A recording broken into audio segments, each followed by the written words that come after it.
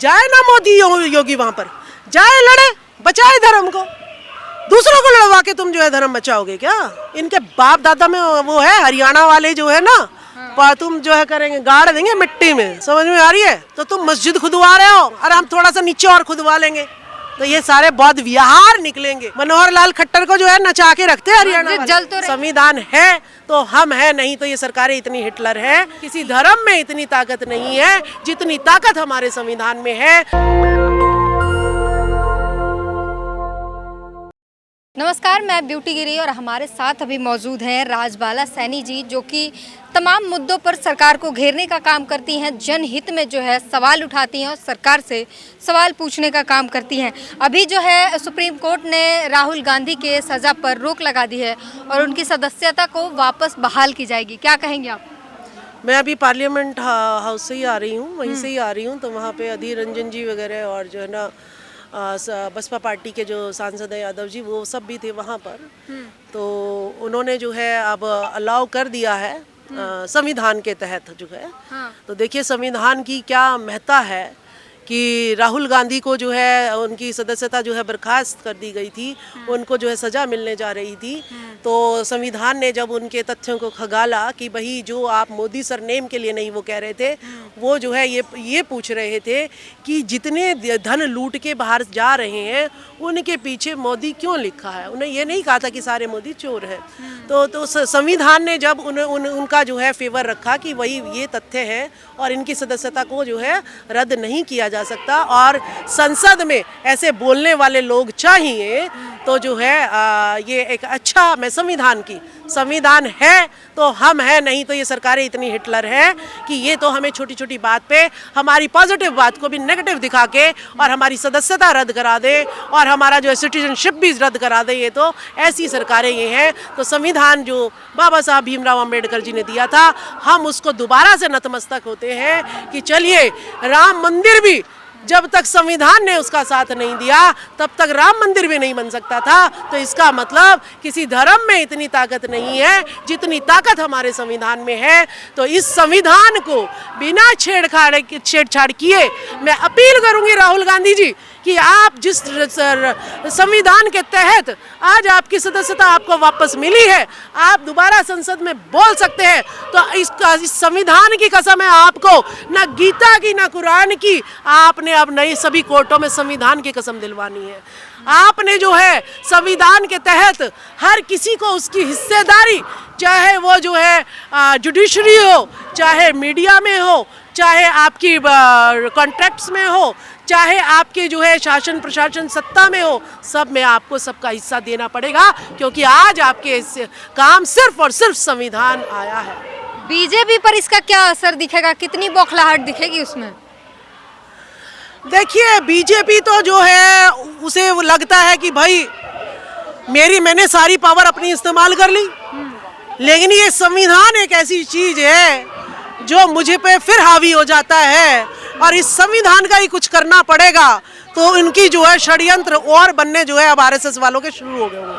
तो क्या संविधान पर हमला करेंगे? बिल्कुल बिल्कुल, क्योंकि जब भी कोई परेशानी आती है इनको ये अपना कुछ हिटलरशाही दिखाते हैं, संविधान आड़े आ जाता है। बुलडोजर चला तब संविधान आगे आ गया योगी का, तो ये संविधान आगे आके खड़ा हो जाता है। ब्रिजभूषण को बेचारे को इतनी परेशानियां झेलनी पड़ी, किसके वजह से झेलनी पड़ी? संविधान की वजह से झेलनी पड़ी। तो संविधान तो इनको चुभ रहा है।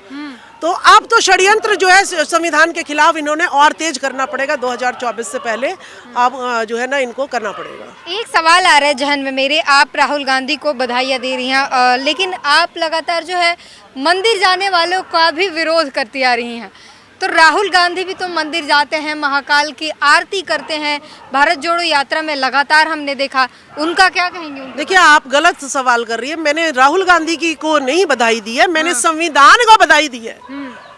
ठीक है कि संविधान के तहत राहुल गांधी को जो है सदस्यता वापस मिली है। अगर कल फिर वो मत्था टेकेंगे मंदिर में कि भाई देखिए मुझे सदस्यता मिल गई भगवान की वजह से, तो इन पत्थर की मूर्तियों की वजह से नहीं मिली, संविधान की मूर्तियों से किसे मिली है। और अगर तेरे को पत्थर की मूर्ति से अगर ये सदस्यता मिल जाती तो कोर्ट में नहीं जाता। तो राहुल गांधी ये मिसगाइड करना जनता को, आम जनता को छोड़ दे। नहीं तो अगर अभी जनता आपको उठा रही है दोबारा से, तो गिराना भी ये दोबारा जानती है। तो मंदिर जाने के कारण ही तो जनता उनके पक्ष में आई है, मतलब पहले विरोध में थी। तो जनता जब इनकी सदस्यता रद्द करी थी, जनता ने तो खूब हंगामे करे थे, क्यों नहीं इनकी सदस्यता वापस हुई? बताइए क्यों नहीं वापस हुई? तो मंदिर में जाने से नहीं, संविधान को मानने से ही इनको जो है सदस्यता इनकी वापस मिली है। और उसके बावजूद भी अगर राहुल गांधी मंदिर में ही मत्था फुड़वाएंगे तो जनता सारा देख रही है कि भाई तुम भी जो है ब्राह्मणवाद ना फैलाओ, बहुत ब्राह्मणवाद हो गया है। अगर आप मनुवाद को छोड़ सकते हो तो आने वाली जनता आपको स्वीकार करेगी, नहीं तो ये ब्राह्मणवाद और मनुवाद, नहीं तो आप भी जो है घंटी बजाने लग जाओ अपना। फिर पार्लियामेंट में जाने की जरूरत नहीं है आपको, आप घंटी बजाओ, मंदिर में बैठो, जिनको मूर्तियों के सामने लोग आहत हो जाएंगे, लोग लाखों की संख्या में लोग जो है वो आहत हो जाएंगे, आपसे भावनाएं आहत हो भाई अगर मैं शिक्षक हूँ तो मेरा काम है पढ़ाना, मैं बच्चों को जाके पढ़ाऊं। अगर कोई डॉक्टर है उसका काम है इलाज करना, वो अपने क्लिनिक में जाके बैठे, हॉस्पिटल में जाए। अरे भाई तुम्हें इतना ही धर्म का शोर वो पड़ रहा है तो आज धर्म पे आँच आ रही है, जाए ना मोदी योगी वहां पर, जाए लड़े, बचाए धर्म को। दूसरों को लड़वा के तुम जो है धर्म बचाओगे क्या? करके दिखाओ ना तुम जाके। हिंदू मुस्लिम हो रहा है, जाओ करो। हरियाणा में जो है उसको, हरियाणा को कहा जा रहा है कि मणिपुर पार्ट 2 होने जा रहा है। वो इनके बाप दादा में वो है, हरियाणा वाले जो है ना, तुम जो है करेंगे, गाड़ देंगे मिट्टी में। समझ में आ रही है? हरियाणा वाले वो नहीं है, मनोहर लाल खट्टर को जो है नचा के रखते हैं हरियाणा वाले। जल तो रही है। देखिए अभी जो है ना ये इनका षड्यंत्र था, यानी ये जो है षड्यंत्र जो है हमारा नहीं था, हम लोगों का नहीं था। ना हमें मंदिर जलाने, ना मस्जिद जलानी। स्वामी प्रसाद मौर्य जी ने कहा है जितने पुराने हैं तुम्हारे प्राचीन मंदिर, इनको मस्जिद जो बना दिए जिन पे भी, तो तुम मस्जिद खुदवा रहे हो और हम थोड़ा सा नीचे और खुदवा लेंगे, तो ये सारे बौद्ध विहार निकलेंगे जहाँ पे शिक्षा और मानवता की ट्रेनिंग दी जाती है, आतंकवादी पैदा नहीं किए जाते हैं। ठीक है, तो हम अपनी ये सरकार, ये टैक्स किसका है? जो मंदिर बना है, मस्जिद बना है, हमारा है। हम इनको मंदिर और मस्जिदों में शिक्षा जो है चालू करेंगे, इनके छोटे छोटे क्लिनिक बनाएंगे, सरकारी हॉस्पिटल, सरकारी जो है हमारे अस्पताल नहीं है, सरकारी स्कूल नहीं है, तो इनका हम इस्तेमाल करेंगे। जलाएं क्यों इन्हें? हमारा धन है, हम बर्बाद थोड़ी ना होंगे। हम इनका अच्छे से इस्तेमाल करेंगे, पाखंडी नहीं बनाएंगे, अंधविश्वासी नहीं बनाएंगे। चाहे वो मौलवी पाखंडी हो, चाहे वो पुजारी पाखंडी हो, चाहे वो कोई भी पाखंडी हो, हम पाखंडियों को बख्शेंगे नहीं। लेकिन प्रधानमंत्री जो है वो भी तो लगातार जनता हित में काम कर रहे हैं, कई सारी योजनाएं लाए हैं। कहा जाता है कि प्रधानमंत्री के राज्य में नरेंद्र मोदी के कारण ही भारत का जो है इंफ्रास्ट्रक्चर जो है सबसे स्ट्रांग हुआ है। हाँ, जो इस पुल का उद्घाटन करते हैं वही गिर जाता है, इतना स्ट्रांग हुआ है। अंग्रेजों के आज तक बने हुए और इनके बनाए हुए जो है उद्घाटन करने के बाद ही गिर जाते हैं। ठीक है, कुछ नहीं है ये, इन्होंने जो है काम करके जो है 1 लाख रुपए का काम ठेका उठाएंगे और उसमें से 100 रुपए का काम करेंगे, बाकी अपने लोगों में बांट देंगे, क्योंकि अगला चुनाव भी लड़ना है। इतना इनका काम होता है, बाकी उसके ज्यादा अलावा कोई काम नहीं होता है। कहते हैं जनधन योजना, आयुष्मान योजना, आवास योजना, ये सब अच्छे दिन की गारंटी है। ये जितनी भी योजनाएं बनती है, देखिए सबूत है, जितना आप भैंस की रक्षा करने वाला कोई नहीं है, और सारी की सारी भैंस जो है वो इज्जत से चारा खा रही है, उनको लोग डाल डाल के दे रहे हैं। लेकिन जितनी गौ रक्षा, गौ संस्था, सब गौशाले बना रखे हैं, ये किस लिए बना रखे हैं? गऊ के नाम पर लड़ाई लड़वाने के लिए, हिंदू मुस्लिम करने के लिए, और गऊओं के नाम पे जो फंडिंग मिलती है, जो ज़मीन मिलती है, उससे अपने लोगों की भरपाई करने के लिए जो है ये ऐसी योजनाएं बनाई जाती है। जितनी भी SC ST OBC महिलाओं के लिए योजनाएं बनाई जाती हैं, बीच के अधिकारी जो है नेताओं से मिले होते हैं, वो कहते हैं भाई ऐसा है तुझे 80,000 मिल जाएंगे इस योजना में, भाई 30 मुझे दे दियो, 50 तू ले जाइयो, 30,000 दे और तुझे 50,000 दे देंगे। उसमें चाहे वो गरीब हो या ना हो, जो पैसा देने वाला होगा वो पैसा दे देगा। तो इस तरीके से ये सारी योजनाएं जो हैं, जो SC ST OBC माइनॉरिटी महिलाओं के लिए बनी थी, ये सारी जो है ये इनके लोग जो है ऐसे खा रहे हैं, और जनता तक जहाँ पैसा जाना चाहिए वहाँ जा नहीं रहा है। अभी भी भूखमरी जो है, मिड डे मील लोग जो है कूड़े में से भी उठा के खा रहे हैं बच्चे। इस देश के ऐसे ही हालात हैं। लेकिन ये तो दावा करते हैं कि करप्शन फ्री जो है सरकार बना, करप्शन फ्री कर दिया देश को। अच्छा, अगर करप्शन फ्री कर दिया तो इतने घोटाले जो है क्यों हो रहे हैं? पुल क्यों टूट रहा है? अगर आप की जितनी लागत से पुल बना है उतनी लागत का मटेरियल लगा देते तो क्या पुल गिर जाता क्या? पुल गिर रहे हैं तो इसका मतलब उसमें कुछ ना कुछ घटिया क्वालिटी का मटेरियल लगाया है ना, इसीलिए पुल गिर रहा है ना। तो भ्रष्टाचार का इससे ज्यादा लोग चढ़ गए थे पुल पे, इसलिए पुल गिर गया। देखिए ऐसा है कि भाई या तो फिर आपने इंस्ट्रक्शन देनी चाहिए थी, वहाँ पे पुलिस बिठानी चाहिए थी कि भाई यहाँ पर जो है इतने छोटे से एरिया में जंतर मंतर पर पूरा देश आके धरना प्रदर्शन करता है, ठीक है, तो आप जो है इतने बैरिकेड आपने लगा रखे, इतनी पुलिस बिठा रखी इतने छोटे से के लिए, तो जहाँ पर गिरना है, पुल को गिरना है, आपको एक नोटिस लगा देना चाहिए कि इससे ज़्यादा जो है आदमी नहीं चढ़ेंगे, एक चौकीदार बैठाना चाहिए था। वो तो आपने बताया नहीं, टीवी में ही बता देते, वो भी नहीं बताया आपने कि कितनी कैपेसिटी है इसकी। किसी भी लिफ्ट में जाते हो कैपेसिटी लिखी होती है भाई 6 आदमी से ज़्यादा नहीं चढ़ेगा, और वो अपने आप टू टू टू टू टू टू करने लग जाती है।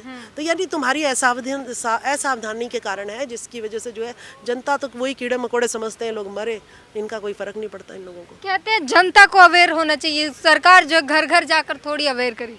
हाँ, जनता को अवेयर होना चाहिए, इसीलिए हम कह रहे हैं हिंदू मुस्लिम के दंगों में ना पड़ो, क्योंकि जो है अगर ये गलत होता तो सरकार अपने आप नोटिस जारी कर देती। जैसे कोरोना काल में मोदी जी ने खुद आके कह दिया था कि कोई घर से नहीं निकलेगा, तो इसी तरीके से अगर मोदी या मनोहर लाल खट्टर जो है हरियाणा का सीएम, अगर आपको ये कहता है कि नहीं भाई ये लोग गलत कर रहे हैं, इनके साथ ऐसा करो, तब आप बात मानो, नहीं तो बात मत मानो, नहीं तो किसी के बहकावे में मत आओ, अपने घर में बैठो, अपनी नौकरी करो, अपना जो है पैसा कमाओ, अपने घर को पालो, बस। नारे लग रहे हैं कि भाइयों घर से निकलो, तुम्हारे भाइयों पे हमला हुआ है। भाई हरियाणा में 100 फरसे तो नवीन जैन ने बांटे, वो फरसे कहाँ गए?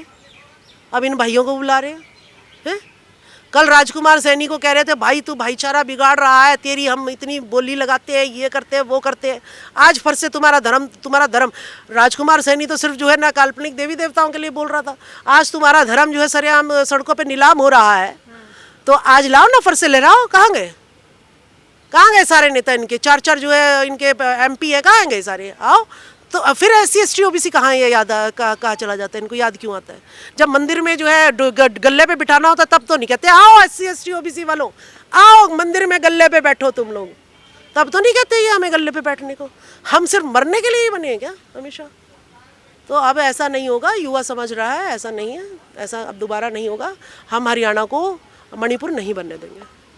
तो आपने सुना साफ तौर पर जो है सरकार की जो भी कुरीतियां हैं उनको इन्होंने साफ तौर पर जाहिर किया है, सबके सामने रखने का काम किया है और जनता को जागरूक करने का काम किया है।